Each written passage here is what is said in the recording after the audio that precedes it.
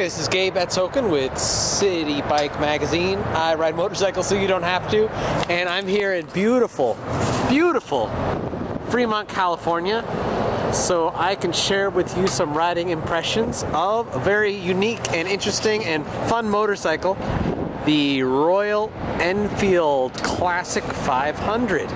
Now, I spent the day riding this motorcycle around, and I had a really fun vintage experience. Now, I'm saying a vintage experience even though this is a 2013 motorcycle. I say a vintage experience because this is a vintage motorcycle. Royal Enfield started making motorcycles in India in the 1940s, I guess, 1950s, and they never stopped. It's a different company now, Royal Enfield of India, but they pretty much make the bike the way they have been doing for the last 60 years or so. The US models have some very good improvements that are actually probably necessary to sell a motorcycle in this market.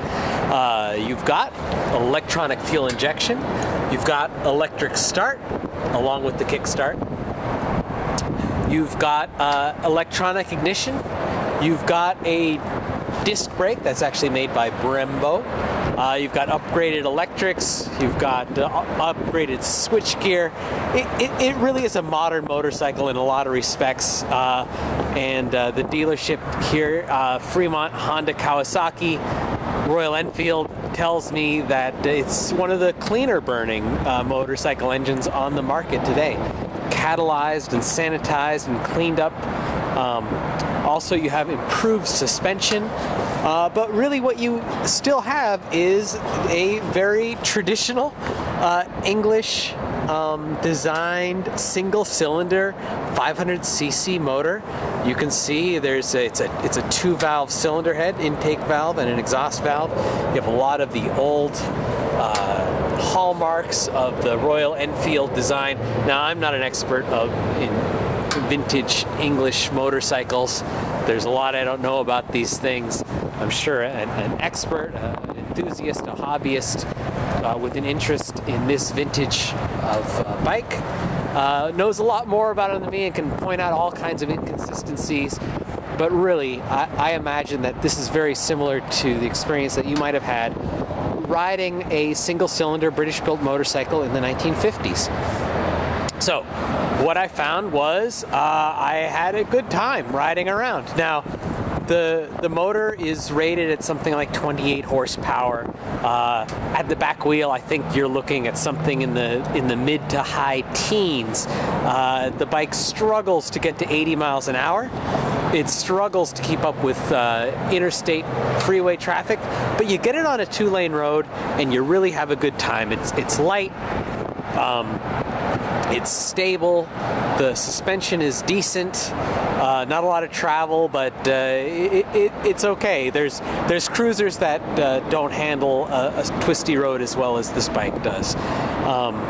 And the motor is very flexible. You can leave it in third gear and just kind of roll on and off the throttle, and you kind of slow things down and you just have a good time and enjoy the road. And then people get all excited when they see a motorcycle like this.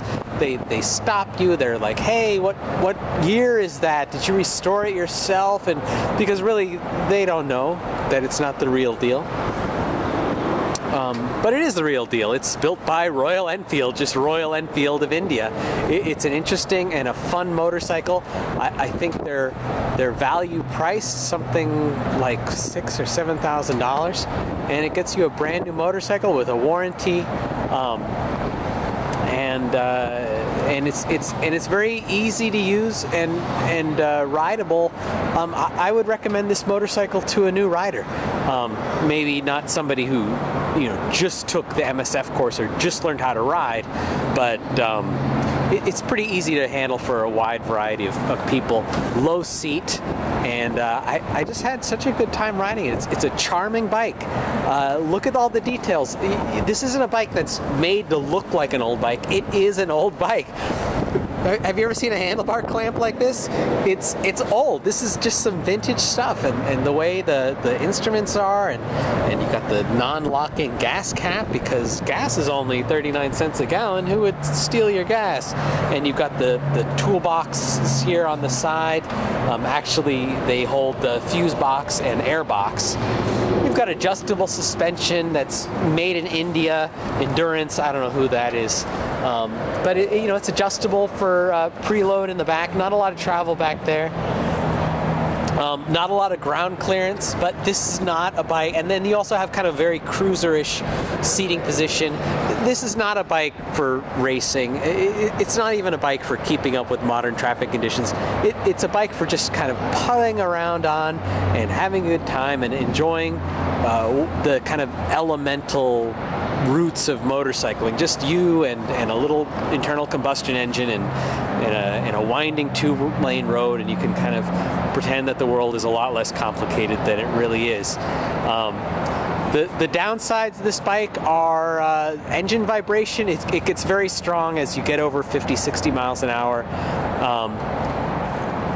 And it's a little heavy for what it is, and it's very slow, but it's got a lot of but it'll surprise you. It handles very well. The suspension quality is very good. The materials quality, I mean, you got nicely painted steel fenders. You've got polished aluminum here and there. It's a nice looking bike, and it's built by people who care about what they're doing. I just had a really nice time, and I recommend that you find a Royal Enfield dealer and you take one out for a test ride. You won't be sorry.